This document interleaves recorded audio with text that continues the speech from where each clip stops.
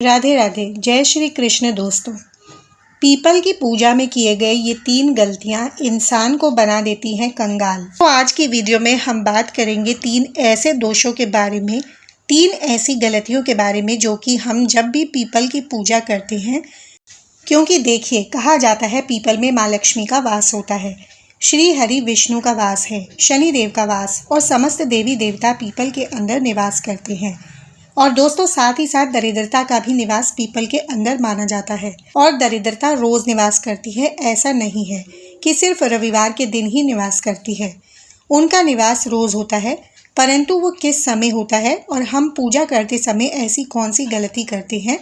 क्योंकि हमेशा देखिए, आपने सुना होगा कि हम तो इतने समय से पीपल की पूजा करते हैं, लेकिन उसका कोई लाभ, कोई पूर्ण फल अभी तक हमें नहीं मिला। देखिए, अक्सर आपने लोगों को पूजा करते हुए देखा होगा, पीपल वृक्ष की, तुलसी की पूजा, जैसे कि कार्तिक मास में तुलसी की पूजा करते हैं, बेल वृक्ष का पूजन करते हैं, उसी तरह से बहुत पुराने समय से पीपल के वृक्ष की पूजन की प्रथा चली आ रही है।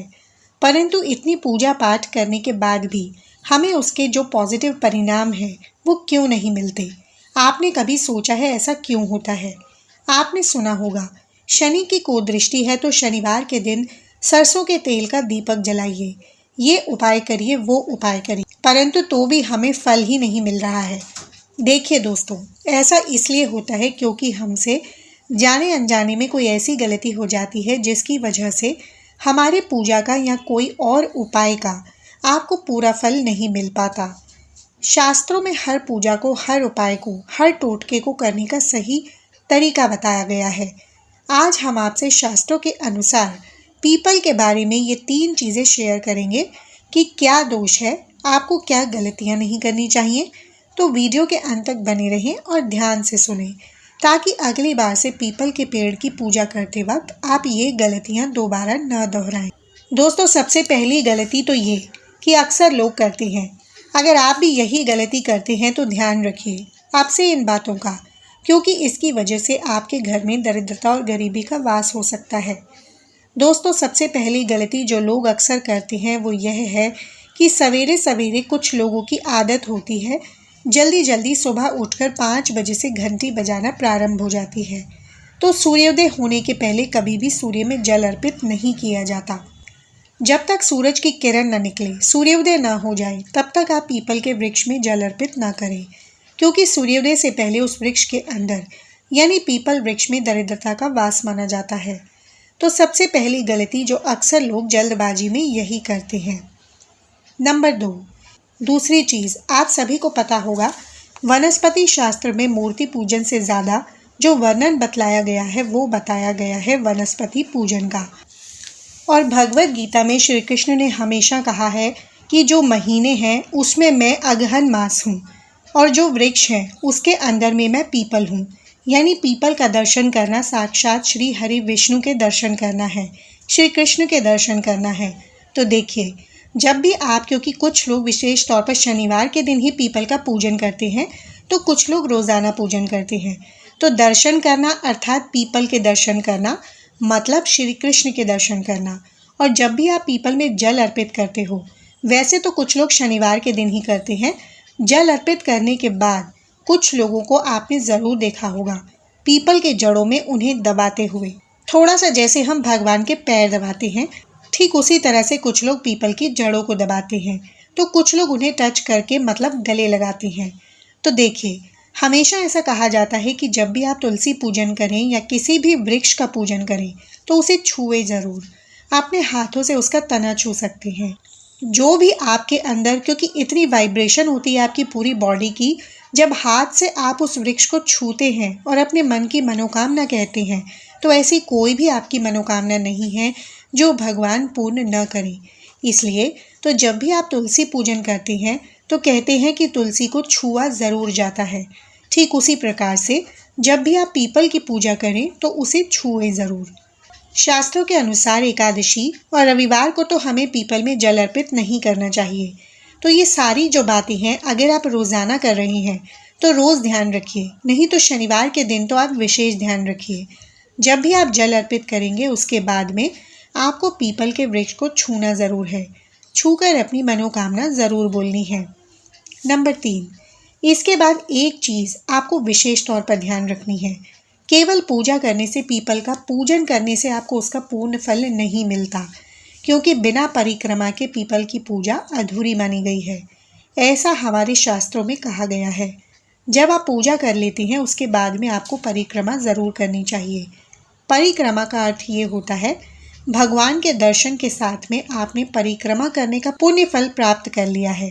यानी पीपल की परिक्रमा अर्थात साक्षात विष्णु की परिक्रमा करना, जिससे माता लक्ष्मी तो आप पर प्रसन्न होंगी ही होंगी।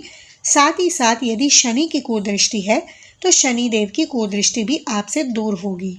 इसके बाद में आपको मोक्ष की प्राप्ति भी होगी। इसलिए कम से कम 7 परिक्रमा ज़रूर करिए। केवल पूजा करने से लाभ नहीं मिलता, वहीं आपका लाभ आधा हो जाता है।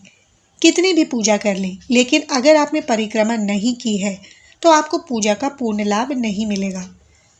किसी भी दैविक वृक्ष की जब हम पूजा करते हैं तो भले ही आप 7 परिक्रमा करें, पर परिक्रमा ज़रूर करें, क्योंकि इससे आपको पूजा का पूरा लाभ मिलेगा। इसके बाद एक गलती जो लोग अक्सर भूल चूक वश कर ही देते हैं वो ये है कि कई बार हम परिक्रमा करते समय ये गलती करते हैं, क्योंकि 10:30 बजे तक श्री हरि विष्णु का वास माना जाता है। 10:30 बजे के बाद उनका समय खत्म हो जाता है, पितरों का समय शुरू हो जाता है। तो कोशिश करिए 10:30 बजे से पहले पूजन कर लें, जल अर्पित कर दीजिए और परिक्रमा कर लीजिए, क्योंकि उसके बाद पितरों का वास शुरू हो जाता है। उसके बाद में वृक्ष की परिक्रमा नहीं की जाती।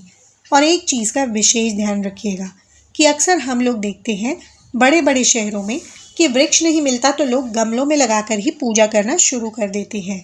तो ये गलती आपको कभी भी नहीं करनी है। पीपल दैवीय वृक्ष है। पीपल जो सबसे पुराना वृक्ष होता है, और शास्त्रों में स्कंद पुराण में पीपल वृक्ष को कल्प वृक्ष भी बताया गया है।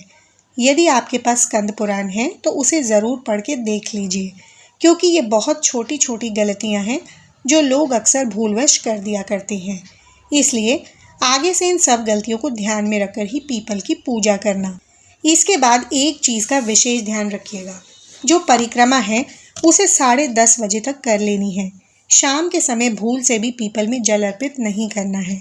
इसके बाद में एक गलती जो हम सभी अक्सर कर देते हैं वो ये है कि समय न मिलने के कारण, शनिवार के दिन की मैं बात बता रही हूँ, वैसे तो रोज़ाना के लिए ये नियम नहीं है, परंतु शनिवार के दिन जो लोग विशेष पूजा अर्चना करते हैं उन्हें सुबह जब आप पूजा करके आते हैं, क्योंकि एक बार पूजा करने से आपको फल की प्राप्ति नहीं होती है, सुबह पीपल में मीठा जल अर्पित किया जाता है। दूध के अंदर कुछ भी मिश्री, बताशा, जल मिलाकर आपको अर्पित करना होता है। इसके बाद में शाम को कच्चा दीपक जलाया जाता है। कच्चा दीपक अर्थात शास्त्रों में आटे के दीपक की महिमा बहुत ज़्यादा बतलाई गई है। यदि आटे का दीपक नहीं बना पाते हैं तो फिर मिट्टी का दीपक बना लीजिए। लंबी बाती का सरसों के तेल का दीपक जलाया जाता है।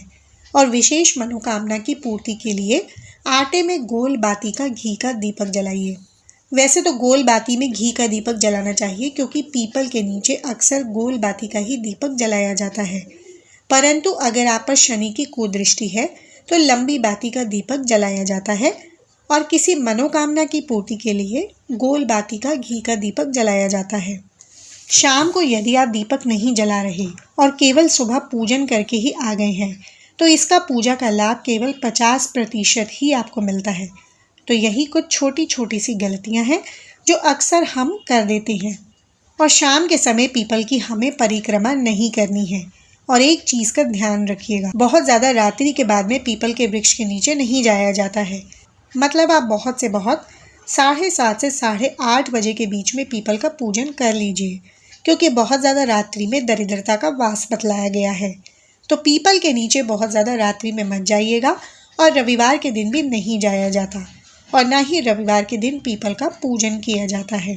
तो ये कुछ छोटे छोटे से नियम थे जिनको अक्सर लोग जाने अनजाने में भूलवश तोड़ दिया करते हैं।